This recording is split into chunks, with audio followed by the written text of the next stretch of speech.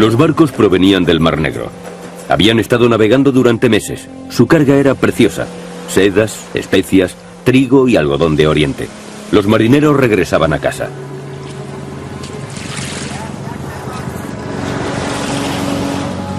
Desde Génova, a través del Mediterráneo y el Mar Negro, habían comerciado con los mercaderes del desierto de Cafa.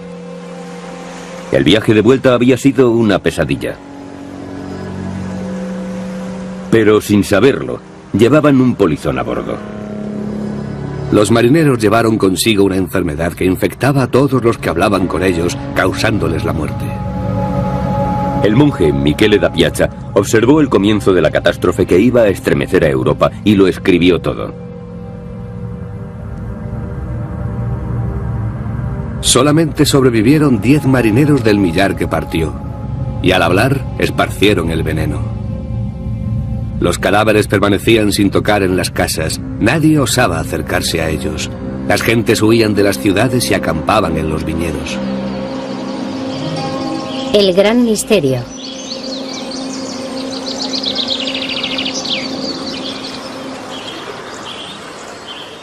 Poco después de que los marineros arribaran a Messina, en el sur de Italia, toda la ciudad había quedado desierta.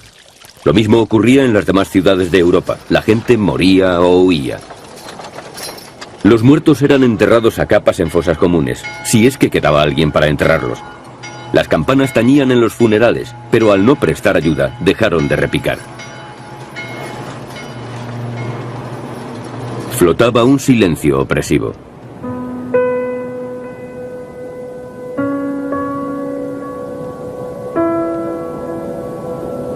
Transcurría el año 1347 y la enfermedad fue llamada la plaga.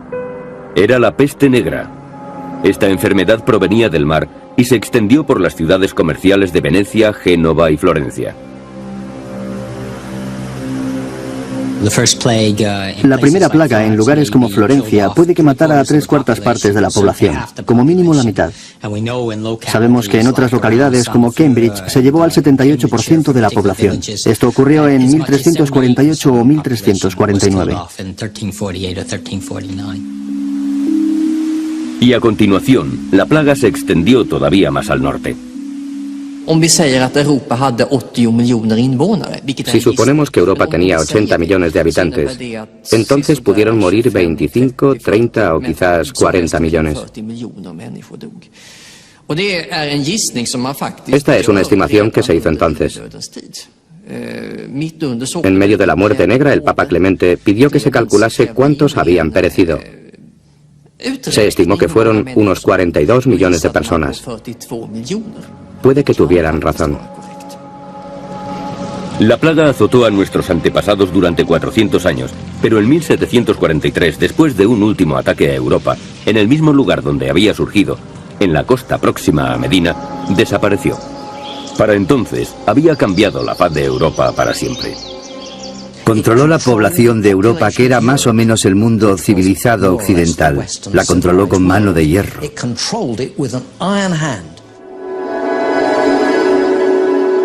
La plaga fue una catástrofe peor que la guerra. Ninguna de ellas había ocasionado tantas víctimas y dejado tan pocos supervivientes.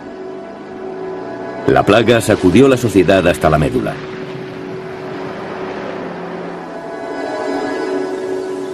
¿Alguien leyó alguna vez en los libros de historia que las ciudades fueran abandonadas y que los campos quedaran desiertos?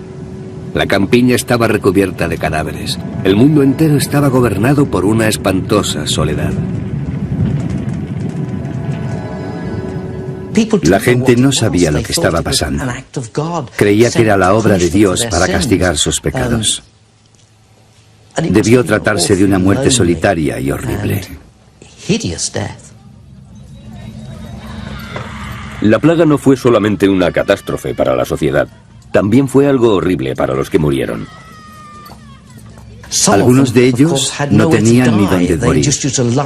Caían entre otros cadáveres en la calle. Fue una enfermedad realmente terrible, la más espantosa de las muertes. Acababan con los órganos internos licuados. Fue algo tan espantoso que la gente debió volverse loca por temor a la plaga.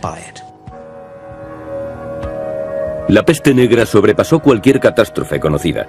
Durante los 400 años que azotó al continente, la enfermedad fue un misterio.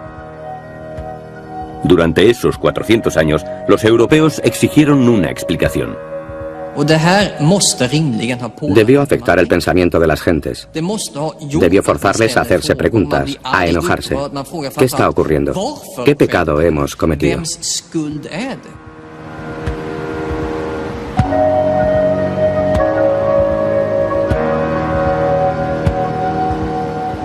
En la sociedad medieval, Dios era todopoderoso. Y en Aviñón, durante las primeras oleadas de la peste, el Papa era el vicario de Dios. Y el Papa no tenía dudas de que era la voluntad de Dios. La humanidad debía ser castigada por sus pecados. Debían preguntarse si habían obrado bien. Muchas veces creían que habían pecado contra Dios. El Papa creó una oración especial para combatir la plaga.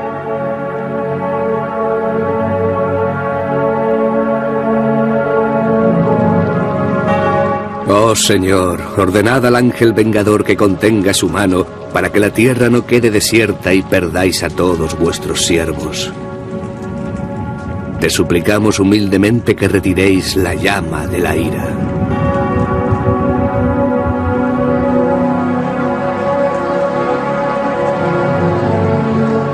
El Papa ordenó una serie de procesiones para suplicar a Dios. Los testigos manifiestan que miles de hombres y de mujeres participaron en ellas. Por todas partes, los duques y los caballeros ordenaron a las gentes que salieran en las procesiones. De esta forma, se declaró una especie de guerra santa contra la peste.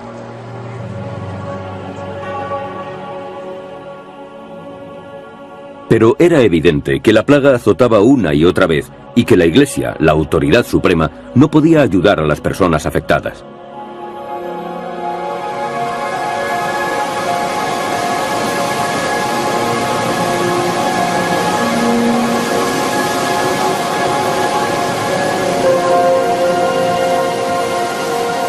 El poeta Petrarca, que vivía a las afueras de Aviñón, se quejó así ante Dios.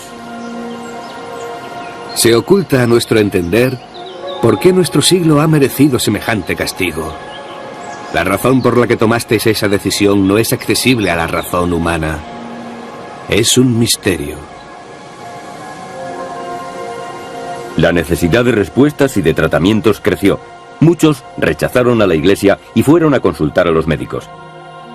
Los mejores estaban en las grandes universidades europeas: París, Montpellier y Padua.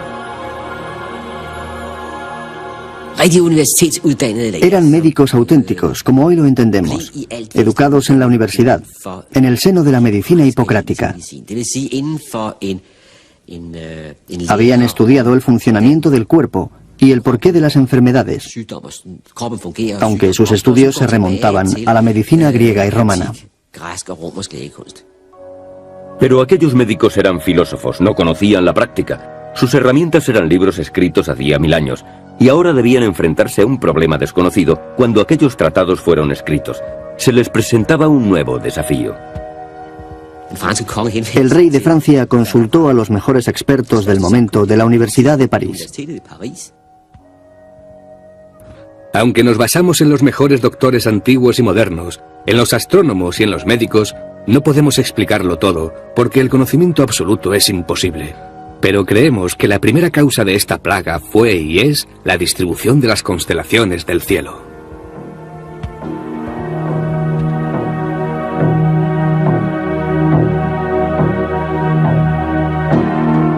Los doctores estudiaron los movimientos de los planetas. Cada uno de ellos tenía sus atributos. Y estos atributos podían acarrear consecuencias catastróficas para la humanidad. Los médicos de París dijeron que todo había ido mal 3 años antes de la plaga.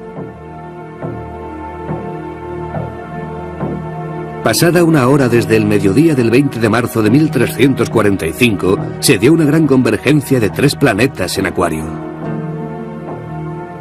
Los 3 planetas en conjunción fueron Saturno, Marte y Júpiter.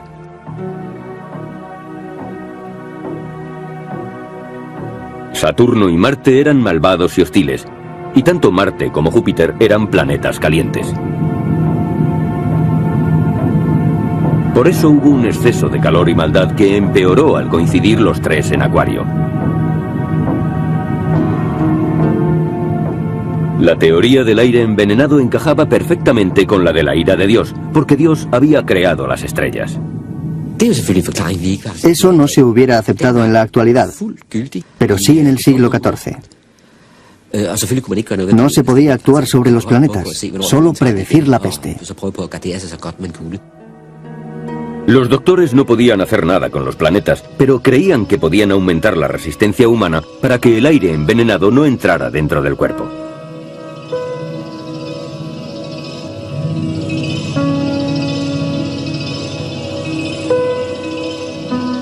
El hombre estaba constituido por 4 fluidos corporales o humores: la bilis negra y la amarilla, la sangre y la flema. Tanto por exceso como por escasez de uno de ellos, la salud sufriría un desequilibrio. El mejor consejo de los médicos era armonizar los humores. Como la plaga causaba una gran fiebre, se le echaba la culpa a la sangre y se debía recurrir a las sangrías.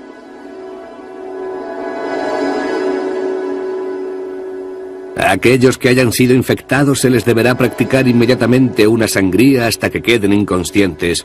Una sangría inadecuada hace que el veneno actúe.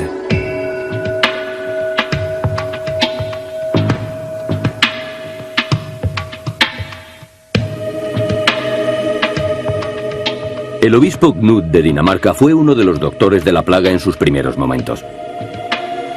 Escribió un libro para comunicar a los daneses lo que debían hacer. Les recomendaba que permanecieran fríos. Los más afectados son los que han practicado el sexo en exceso, tomado baños calientes o los que se han enfurecido mucho. La mayor parte de su libro trataba de cómo prevenir la infección, pero recomendaba un tratamiento. Para quemar los bultos, frotad con hojas viejas y mostaza molida. O bebed algarrobas, tomillo, plátano y harina de trigo mezclada con leche materna. Los síntomas eran muchos: piel descolorida, dolores de cabeza y bultos grandes en las ingles, detrás de las orejas y en las axilas. Los barberos hacían las sangrías y cortaban los bultos, ya que estaban acostumbrados al uso de la navaja. Los médicos eran un grupo de gran riesgo, ya que trataban a las víctimas de la plaga, y muchos se infectaban y morían. Morían más médicos y clérigos que otras personas, debido al contacto con los enfermos.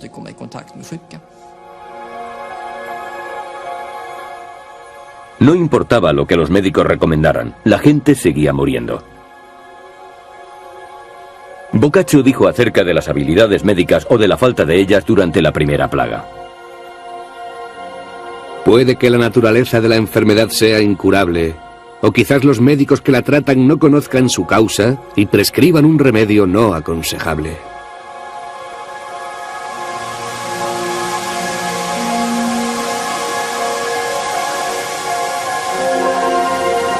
Conforme el tiempo pasaba, la peste hacía estragos. La gente acabó perdiendo la fe en la iglesia y en la medicina. Se necesitaba a alguien que pensara de forma diferente en términos prácticos. Alguien que no filosofara. Gente que pudiera preparar a las ciudades contra el colapso antes de que la mitad de la población muriera y la otra mitad estuviera aterrorizada.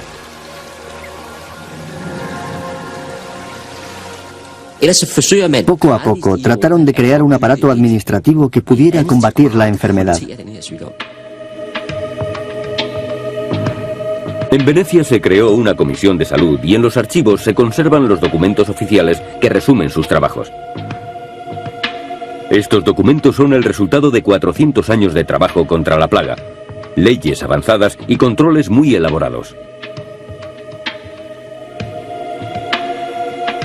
Las decisiones de la Comisión de Salud demuestran que muy pronto, sin saber por qué, se averiguó que los cadáveres extendían la plaga muy rápidamente.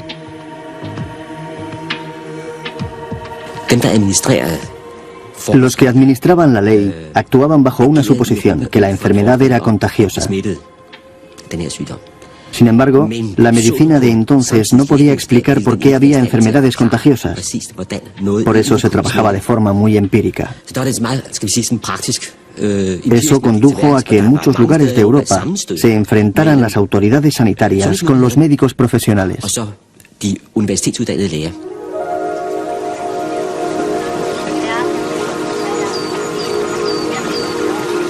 La Comisión de Salud de Venecia creó 3 comunidades para los infectados. Eran alojados en islas deshabitadas en la Albufera, a las afueras de Venecia. La primera comunidad era para los muertos. Los hombres remaban por la ciudad llevando los cadáveres desde las casas abandonadas hasta islas fuera de la ciudad. Se cavaron fosas muy profundas para arrojar los cuerpos en ellas. La segunda comunidad era para los enfermos. Se convirtió en el primer hospital de Europa contra la peste. No se esperaba que salieran con vida los que eran enviados allí. No se sobrevivía a la plaga, especialmente en aquel hospital repleto de enfermos.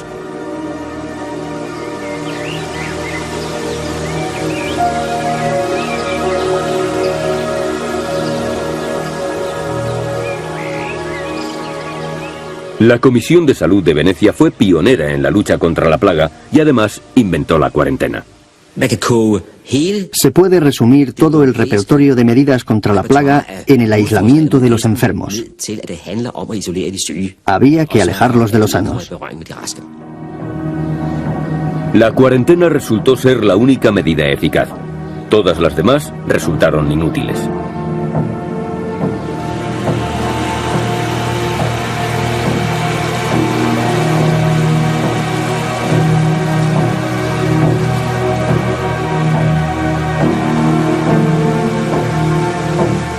El Lazareto Nuovo se convirtió en la primera institución de cuarentena de Europa. El Comité de Salud había comprobado que la peste llegaba en los barcos mercantes. Los marineros extranjeros eran confinados y vigilados aquí por guardias armados. Si tan solo un tripulante caía enfermo, toda la tripulación era mandada al hospital de la plaga.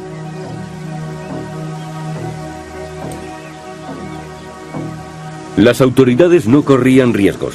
Todo lo extranjero era sospechoso.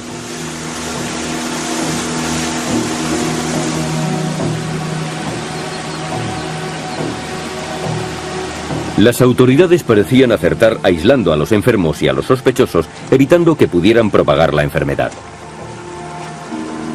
Pero la gente tomaba sus propias medidas.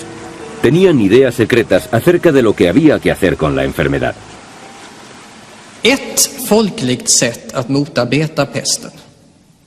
La forma con la que la gente luchaba contra esta enfermedad y otras era suponer que todos los desconocidos, personas o animales, estaban enfermos de peste e iban de ciudad en ciudad, aumentando el número de contagiados.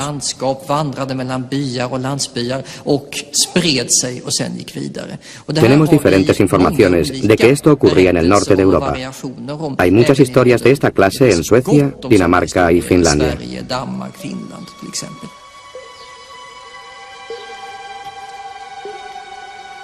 Una vez un niño y una niña perdieron a sus padres debido a la peste. Iban de granja en granja pidiendo de comer.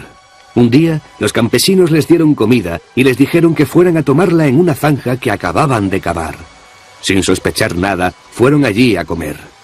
A continuación, los campesinos empezaron a rellenar la zanja mientras el niño les gritaba: ¿por qué echáis tierra a mi comida? No podíamos creerlo cuando lo leímos por primera vez. Nos parecía que eran cuentos imaginarios. Pero tenemos testimonios relatados acerca de personas que fueron enterradas vivas para impedir la extensión de la plaga. Ulrich Sandberg informa de un niño que fue enterrado vivo durante la última plaga y se pregunta qué habría que hacer con los que cometieron tal acto.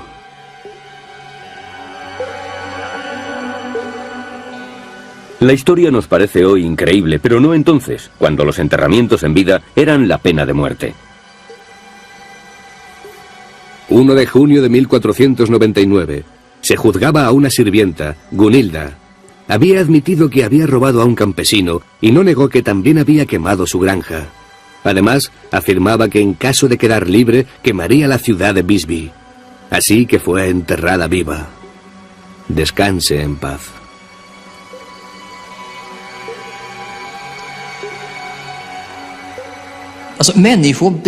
La gente se volvía loca ante catástrofes como esta.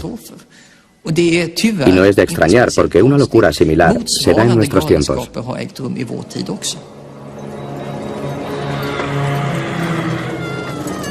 La locura continuó durante los 400 años que duró la peste negra. Sin embargo, mejoraron las condiciones gracias a la cuarentena. Pero nadie supo a qué se debía la plaga o de dónde procedía. Al final, acabó extinguiéndose.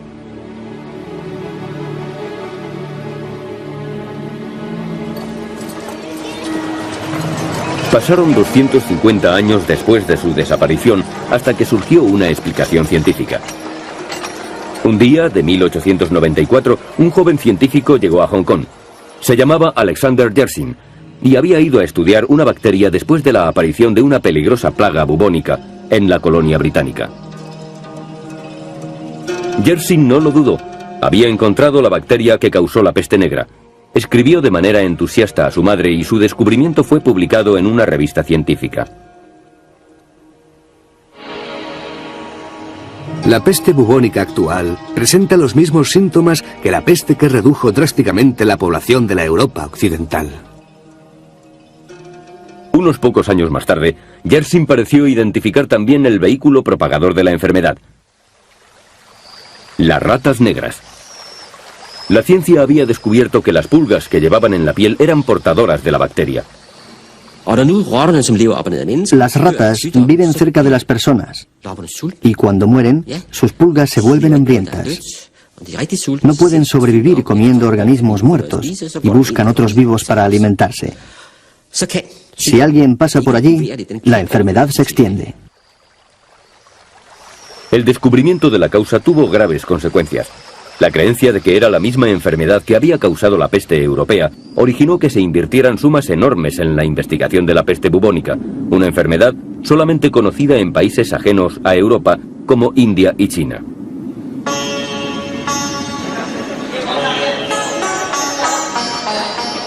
¿Pero es correcta esta comparación entre la peste bubónica de India y China con la peste europea? La peste bubónica no es peligrosa en la India si es que se tiene la mala suerte de contraerla. Pero la enfermedad europea fue enormemente contagiosa. La plaga bubónica de India nunca fue tan mortífera como la peste negra europea. La mortandad europea osciló entre el 10 y el 60 o 70%.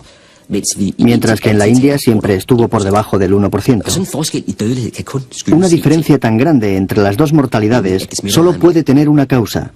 Fue más contagiosa en Europa de lo que fue en la India. Muchos investigadores creen en la actualidad que era una enfermedad completamente diferente. Yo diría que no existen pruebas de que fuera la plaga bubónica.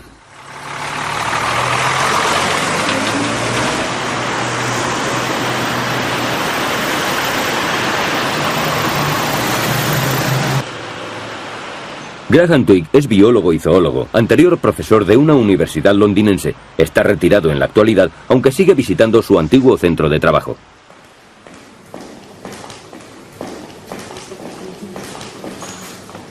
Cuando publicó su libro sobre la peste negra a mediados de los años 80, sabía lo que le esperaba. Alguien me dijo, si publicas ese libro, atraerá sobre ti a toda la FLAC. La FLAC es la artillería antiaérea. El libro de 1985 de Graham Twigg desafió frontalmente al concepto establecido que se tenía de la enfermedad.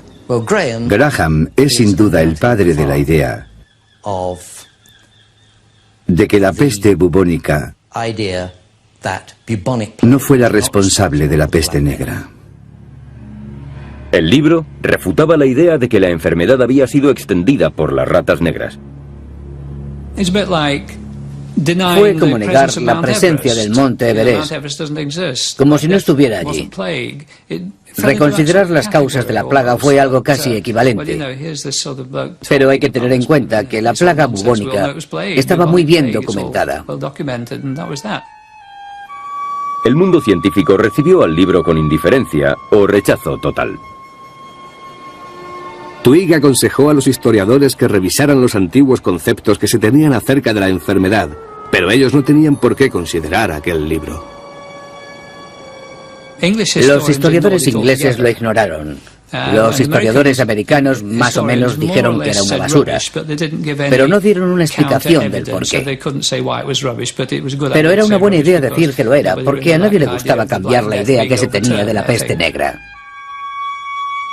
Pasaron 10 años antes de que otros investigadores, biólogos e historiadores europeos se enfrentaran seriamente a los científicos. Yo no veo ningún indicio de la enfermedad bubónica de las ratas en la Europa medieval. Puede haber existido, pero ¿dónde están las pruebas?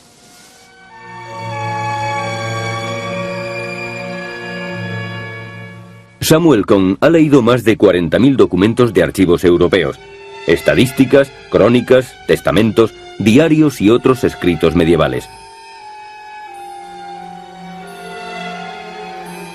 No ha podido encontrar enfermedades transmitidas por las ratas.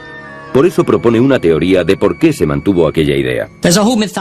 Existe toda una mitología que se ha desarrollado. La gente necesitaba encontrar un culpable para esta gran mortandad. Para ello se busca un probable sospechoso y se escribe sobre estas sospechas. Como si se tratara de una matanza realizada por policías en el Houston de los años 60. Ni Cohn ni otros investigadores que han estudiado recientemente los archivos europeos tienen la menor duda de que la antigua teoría de que las ratas fueron las portadoras de la enfermedad es completamente errónea. Cuando esto se cuestionó por primera vez hace 54 años, se comprobó que se había puesto el dedo sobre un punto débil y que era incomprensible que durante 100 años se hubiera aceptado un diagnóstico que evidentemente estaba equivocado.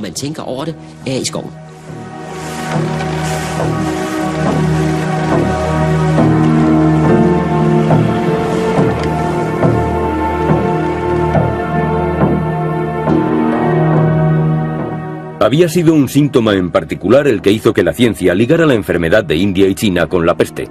El bubón, una hinchazón. Los testimonios medievales asocian con frecuencia los bubones con la enfermedad. Los cuadros de San Roque, patrón de la enfermedad, le mostraban con un bubón en el muslo. Parecían los bubones de la moderna peste bubónica. Por eso parece lógico que la medicina moderna considerara que la enfermedad era la misma. Estos abultamientos figuran en los trabajos realizados por los estudiosos, médicos e historiadores que han definido la peste bubónica a lo largo de la historia. Los historiadores se apoyan en un argumento muy raro, que es la sintomatología, y en particular el signo de la plaga, el bubón. Pero Samuel Cohn señala que estos síntomas están muy lejos de ser certeros. A lo largo de todo el siglo XVII encontramos descripciones y descripciones, desde Boccaccio hasta Michele da Piazza, pasando por cronistas como Giovanni Moraldi, que dicen que no solamente aparece un bubón, sino que se extiende por todo el cuerpo y que la forma más mortífera de la peste son las pústulas que aparecen por todas partes, cubriendo el cuerpo. Los mortíferos bubones comienzan a extenderse y pronto cubren todo el cuerpo. A continuación, la enfermedad cambia. Aparecen manchas negras y azules en los brazos, en los muslos y en otras partes. Uno de los síntomas por el cual los antiguos médicos identificaban la enfermedad era la aparición de accesos hemorrágicos en el pecho. Decían que cuando se observaba esta sintomatología, era absolutamente seguro que se iba a morir. No había salvación.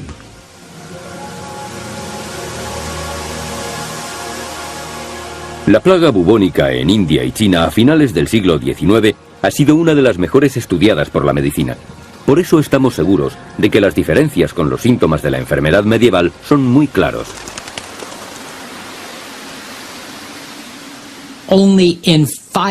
Solamente en un 5% de los casos mortales, las víctimas desarrollaron más de un bubón. Además, entre el 60 y el 70% de los bubones salieron en la ingle. Estos dos síntomas no se dieron en la peste negra medieval.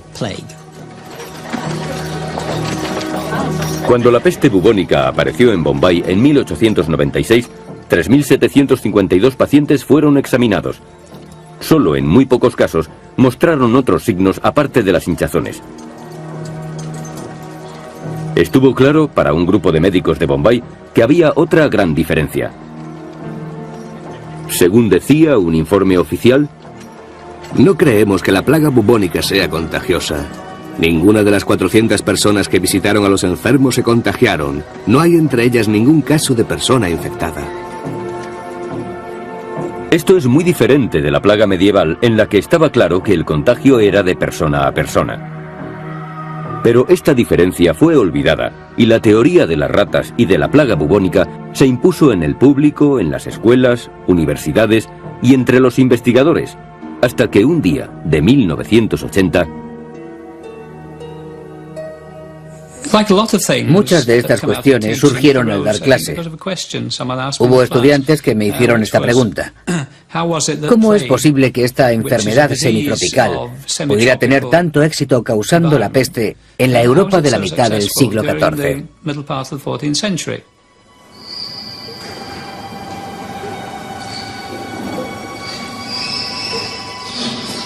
La respuesta que Graham Twigg le dio a este estudiante fue muy inquietante. Había algo que no casaba.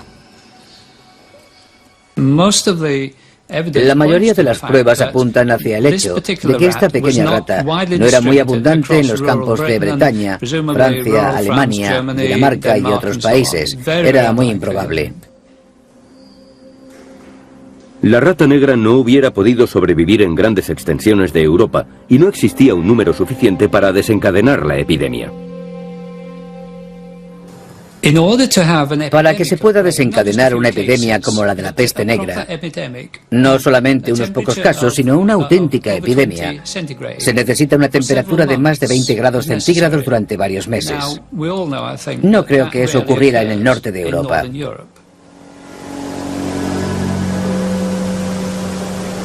El clima no favorecía ni a la rata negra ni a las pulgas. La ciencia había pasado por alto otro detalle más. Ocurrió en el periodo más frío, en el momento más frío del último millar de años. Cuando la plaga se estableció, Europa estaba en medio de la llamada pequeña edad del hielo. Los ríos estaban helados. El clima hacía que fuera imposible que las ratas negras sobrevivieran.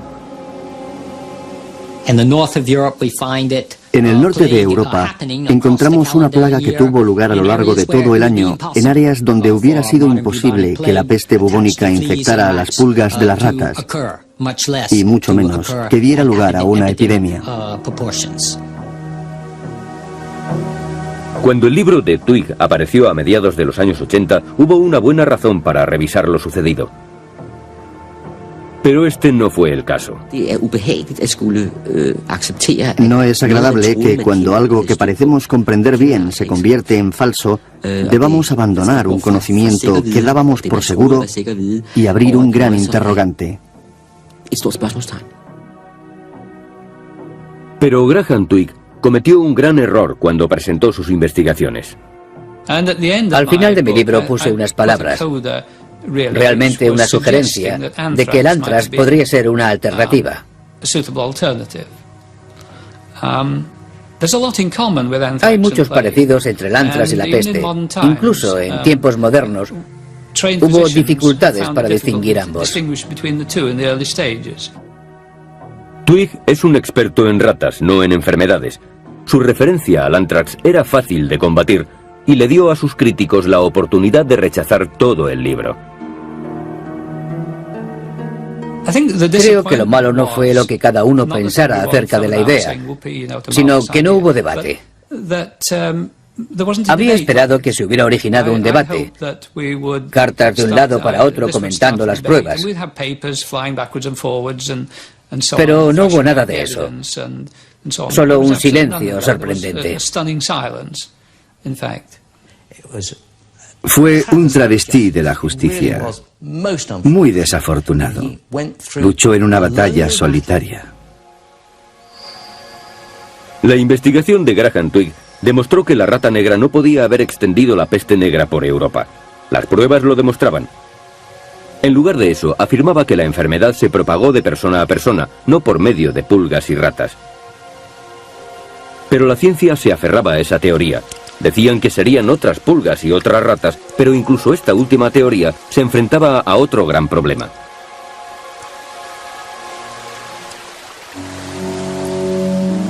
La velocidad de propagación de la plaga. La peste fue un ataque por sorpresa en Europa. Solo le llevó 3 años pasar desde el sur hasta el norte, una velocidad colosal. La forma más certera de explicarlo es suponer que la gente la propagaba, que se pasaba de persona a persona. Pero cuando la peste bubónica atacó a Hong Kong en 1894, tardó 40 años en viajar unos pocos miles de kilómetros. Las modernas plagas bubónicas muestran la misma baja velocidad en todos los lugares en los que se presentan. La plaga bubónica de África se desplazó a 20 kilómetros por año. La muerte negra lo hacía entre 2 y 8 kilómetros por día. Las características importantes de la peste, la velocidad y el modelo de actuación no señalan a las ratas. Además, las últimas investigaciones se basan en un hecho clave. La mayor parte de la historia de la peste se guarda en los archivos europeos. Todavía quedan nuevas claves por descubrir. La peste es como un crimen. Las pistas en el escenario del crimen son importantes, pero aún lo son más las que quedan por descubrir.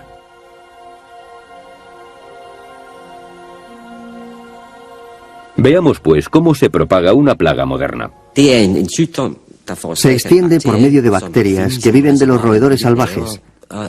Y aunque todavía no sabemos cómo, llegan hasta las ratas. Las ratas mueren y la enfermedad se extiende por sus pulgas. Las ratas viven cerca de las personas y cuando mueren sus pulgas se vuelven hambrientas. No pueden sobrevivir comiendo organismos muertos y buscan otros vivos para alimentarse. Si alguien pasa por allí, la enfermedad se extiende. Por mucho que se busque, no se encuentran esas ratas por ninguna parte. No se hace mención de los millares de ratas que deberían haber muerto si la peste bubónica hubiera sido la plaga de la Edad Media. Es como si hubieran pasado desapercibidas o no hubieran existido nunca.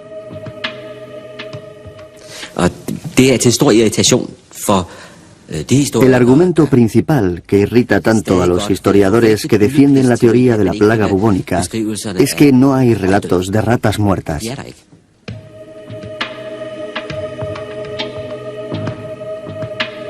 No existieron esas ratas durante aquellos 400 años de historia europea. Queda claro en las cartas que se enviaron desde los monasterios a Roma, en las que se hablaba de la peste. No mencionan a ratas muertas por ninguna parte. No hay ninguna duda de que la peste se extendió de persona a persona y no a través de estos roedores. Pero las ratas muertas sí aparecen con frecuencia en la India y en China. El modelo es claro.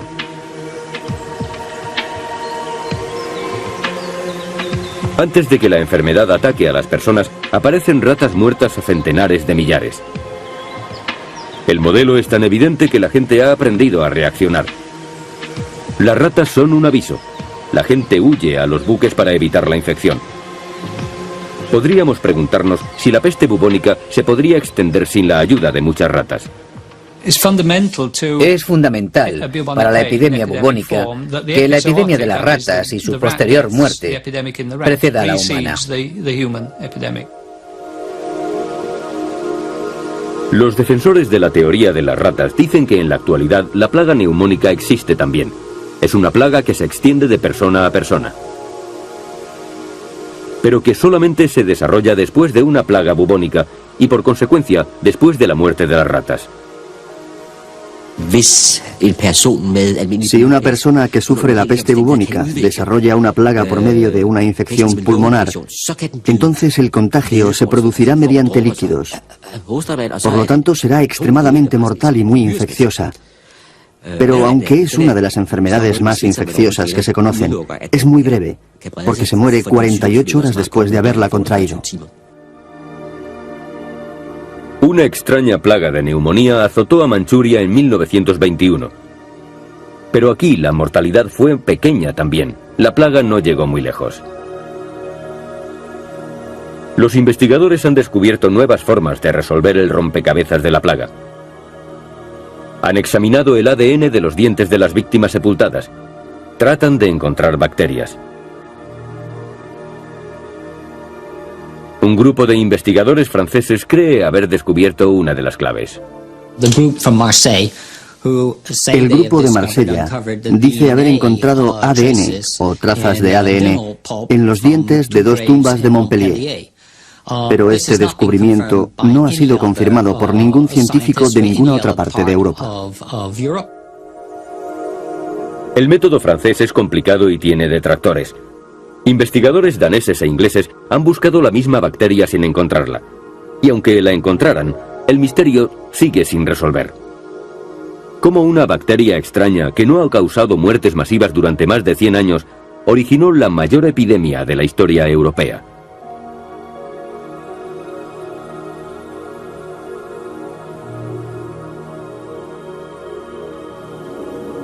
El biólogo Graham Twigg fue uno de los primeros en encontrar la respuesta. Era sencilla y lógica. No fue una bacteria lo que mató a tanta gente. Y ahora, 50 años más tarde, otros biólogos han llegado a la misma conclusión. Hace unos 10 años, Susan Scott estaba realizando unos estudios demográficos en Penrith, una pequeña ciudad del noroeste de Inglaterra. En 1597-1598, los habitantes sufrieron una plaga que está muy bien documentada. Es obvio que para mí, como zoólogo, no era una plaga bubónica, algo que todos creyeron en su momento. Es obvio, a todas luces, que la biología y los detalles de la plaga no encajaban con los de una plaga bubónica. Christopher Duncan hizo el descubrimiento cuando, con su colega Susan Scott, estudiaron los registros de iglesias de una serie de parroquias inglesas azotadas por la plaga. Cuando se estudia esas maravillosas fuentes, se puede seguir muy bien la epidemia, en particular su primera parte. Se puede observar la primera persona que muere en la comunidad y a continuación a la siguiente. Cuando se observa esta cadena de gente en conjunto, se puede ver cómo la infección pasó de la primera persona infectada a la primera familia, después a la siguiente familia y así sucesivamente. Con tiempo surge un modelo de comportamiento y ese modelo indica el paso de un largo periodo desde la infección hasta la muerte. Transcurren 37 días. Una vez observado este ciclo, se observa el mismo en todas las personas objeto del estudio. Fue una enfermedad infecciosa pasada de persona a persona, sin nada que ver con ratas ni pulgas. Fue solamente eso, una enfermedad infecciosa.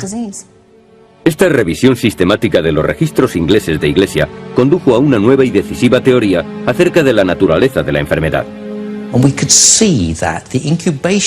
Pudimos determinar que el periodo de incubación era un tiempo largo, más de 35 días. Después de trabajar con los datos, llegamos a la conclusión de que era un periodo de 37 días, desde la infección hasta la muerte. Susan Scott y Christopher Duncan explicaron a continuación cómo la plaga se pudo extender tan rápidamente. El largo periodo de incubación entre la infección y la manifestación de la enfermedad fue decisivo. Esta enfermedad es una enfermedad única. Su periodo de 37 días se compone de unos 10 o 12 días de latencia.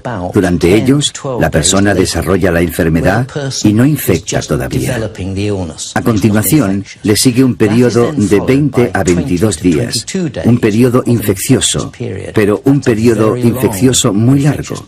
Después, pasan unos 5 días en los que los síntomas aparecen y el paciente muere. Para las demás personas, la enfermedad dura solamente 5 días. pero la persona ya estaba infectada unas 3 semanas antes. En los días en que el transporte era muy primitivo, para que la enfermedad se extendiera a una cierta distancia, se necesitaba un tiempo largo para que llegara hasta el pueblo o ciudad siguientes. Esta fue el arma secreta de las plagas, el largo periodo de tiempo transcurrido entre la infección y la aparición de los síntomas. Entre tanto, había mucho tiempo para que la gente contagiara a otros y se moviera por su entorno y llevara la infección más lejos.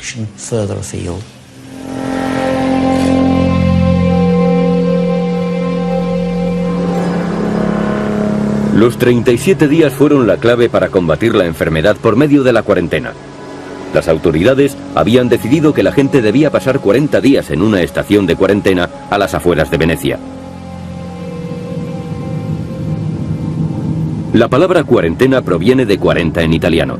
Parece obvio, pues, que las autoridades medievales descubrieron muy pronto el modelo de actuación de la enfermedad y basaron en él sus medidas. Lo descubrirían por prueba y error. Debieron descubrir que si nadie mostraba los síntomas durante 40 días, desde que la última persona había muerto, estaban seguros. Debieron descubrir que después de 40 días la enfermedad desaparecía de la comunidad para siempre, al menos hasta la siguiente plaga. Los 40 días de la cuarentena se ajustan muy bien a una enfermedad que se manifiesta 37 días después de la infección. La cuarentena fue la clave vital para detener el contagio de la peste. Pero Duncan cree que existe otra razón por la cual desapareció la epidemia. La población de Europa, sujeta a oleadas sucesivas de la peste durante 300 años, desarrolló inmunidad a la enfermedad. Probablemente, una gran parte de ella se hizo resistente a la peste, porque había heredado un mecanismo mediante el cual la enfermedad no podía entrar con efectividad en sus cuerpos. Creo que esto fue uno de los motivos principales de la desaparición, que el número de personas sensibles a la enfermedad se había reducido sustancialmente.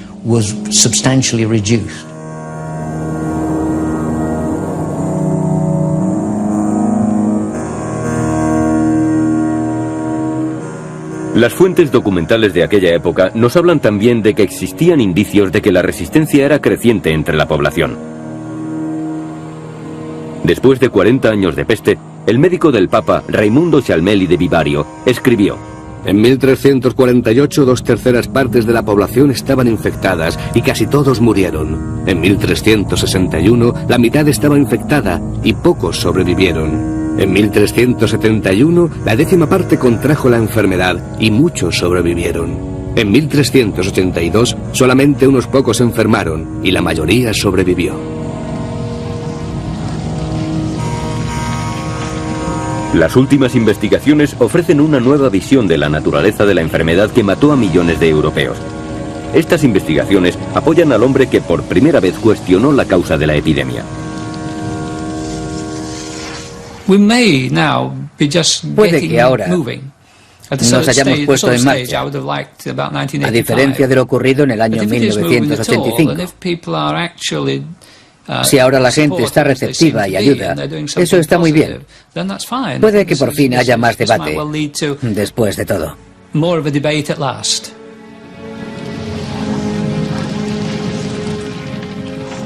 Si los investigadores, 350 años después de la desaparición de la enfermedad, siguen tratando de resolver el misterio, se debe en parte a que la catástrofe cambió a Europa para siempre.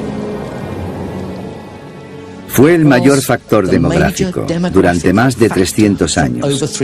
Controló la población de Europa, que era más o menos el mundo civilizado occidental con mano de hierro. Tan pronto como la población iniciaba una recuperación, había gente suficiente para otra epidemia. De esa manera, Europa solamente pudo crecer muy lentamente.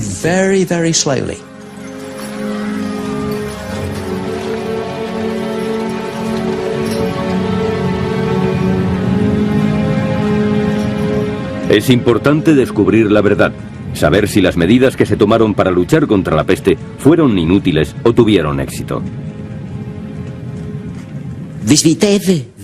Si queremos saber si la desaparición de la enfermedad fue debida a la intervención humana o al resultado de la suerte, necesitamos saber si la transmisión se debió a las pulgas y a las ratas infectadas o si se transmitió entre personas. El sistema europeo de separar a los enfermos de los sanos solamente tiene sentido si el contagio es de persona a persona. La peste negra desapareció después de haber campeado durante 400 años, pero sigue siendo uno de los grandes misterios de la historia.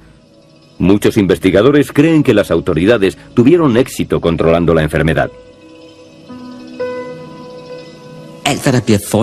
Todas las medidas de protección consistían en limitar el contacto con los enfermos.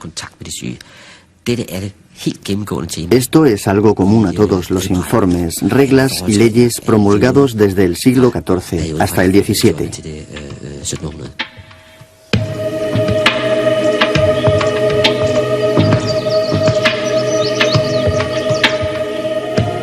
Este muro, situado en el sur de Francia, podría ser una buena indicación de que la enfermedad se propagaba entre personas y de que se trasladaba con los movimientos de las gentes. Fue construido durante una epidemia en 1721. Los que lo construyeron comprobaron que sus esfuerzos rendían frutos.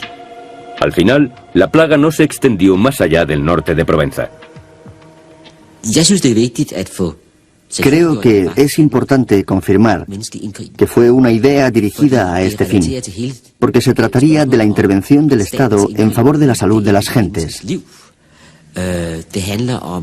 Por eso hemos acuñado la expresión salud pública, por la cual debemos obedecer reglas comunes que limitan nuestro comportamiento. La peste negra cambió Europa al obligarla a luchar contra ella e impedir el desastre. Un ejemplo, el muro de la plaga. Quizá esa eficacia al actuar fue la que hizo que la peste desapareciera. No se conoce con certeza la naturaleza de la enfermedad o de dónde provenía. Pero a Christopher Duncan le encanta exponer su opinión. Yo creo que fue una enfermedad emergente que se originó entre los mamíferos africanos y que después pasó a los seres humanos y se convirtió directamente en una enfermedad contagiosa.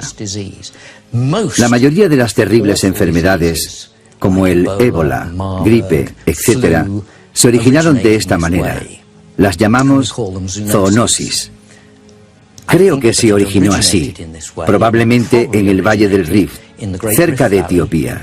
Luego viajó por el Nilo y se transmitió al principio en barco, a través del Mediterráneo, como la muerte negra, desde el Levante, Alejandría, Egipto, hasta Mesina, para extenderse por toda Europa.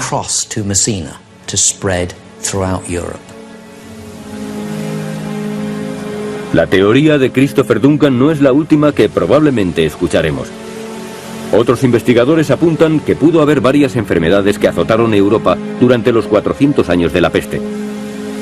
Pero con toda probabilidad hay un causante al que podemos absolver.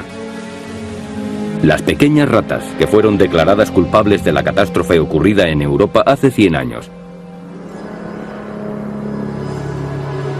Debemos encontrar una nueva y mejor razón.